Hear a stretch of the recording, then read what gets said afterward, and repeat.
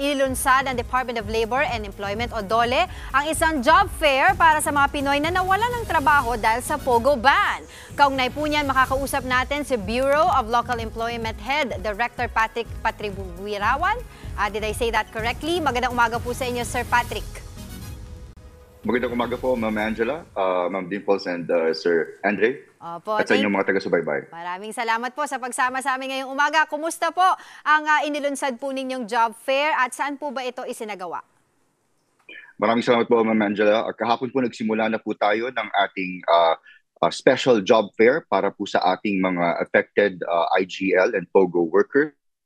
Sinimulan po natin ito sa Music Hall ng Mall of Asia kahapon at magpapatuloy po hanggang ngayon. Nagkaroon po tayo ng 10,345 po ng mga job opportunities available po para po sa ating mga job seekers, kung saan meron pong mga 54 na mga participating employers po ang lumahok po sa ating job fair. Kahapon po nung minonitor po natin yung pagsagawa po ng job fair, umabot po tayo sa 434 ng mga job seekers po na nag-register sa ating job fair activity at nagkaroon po tayo ng total na 62 hired on the spot or 14% po. At ito po ay katulad lang po nung average natin na job fair performance kada taon po na binomonitor natin. Sir Patrick, this is Dimples Romana po. Good morning. Sir, ito po bang job fair na ginagawa ng inyong opisina ay para lamang po sa mga nawalan ng trabaho sa POGO or is this open for others as well?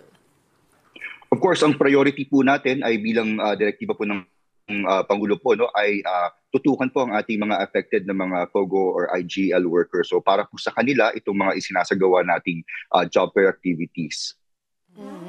Sir Patrick, magandang umaga po. Andre Felix po ito. Ano-ano pong mga trabaho na banggit nyo nga po, 12 mahigit 12,000 po na trabaho ang pwede pong mahanap dyan ng mga ating mga job seeker. Ano-ano pong mga trabaho yun? Ang in-demand po? Yes po, para po sa mga vacancies po na na-post po ng ating mga participating employers, meron po tayong 4,700 na mga customer service representative positions.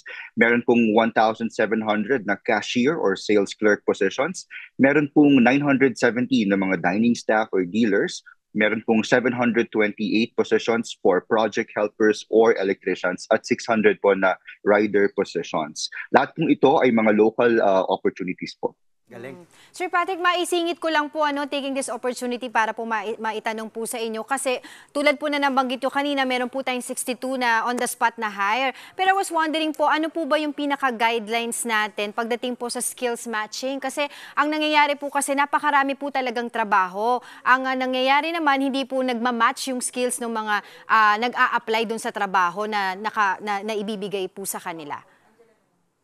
So mula po nung nagbigay po ng direktiba ang Pangulo at of course sa instruction po ng ating kalihim Secretary Laguesma, nagsimula po ang ating mga regional offices ng pagpo-profile po ng mga workers natin. Importante po itong parte po ng pagpo-profile natin upang malaman kung ano po yung mga skills and competencies ng ating mga affected workers sa POGO industry. At kasama po sa pag-aalam natin ng mga skills and competencies nila ay ang pagmamatch sa kanila sa mga available po na local opportunities. Kaya po, sinagawa rin po natin ang pag-coordinate sa ating mga industry associations, lalong-lalo na po sa industry, sa IBPAC, kung saan po karamihan ng mga trabaho ay may kinalaman po sa kung ano yung usually na ginagawa po ng mga workers natin sa POGO industry. So, importante po talaga yung alam po natin sa current na skills or skills profile ng ating mga job seekers upang madali po nating ma-match sa mga local opportunities po. That's good to know po, Sir Patrick. Pero syempre ang tanong ng marami, hanggang kailan po ba yung job fair na yan?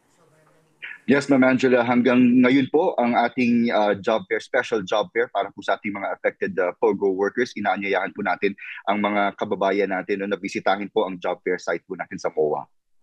Alright, maraming salamat po sa inyong oras. That was Director Patrick Patribuirawan. Mga kapatid, Dimples Romana po, kumpletuhin ang inyong umaga ng mga kwentong puno ng inspirasyon. Salubungin po ang bawat araw ng may ngiti at pag-asa. Kaya't mag-subscribe na po at mag-follow na sa aming social media pages ng News 5.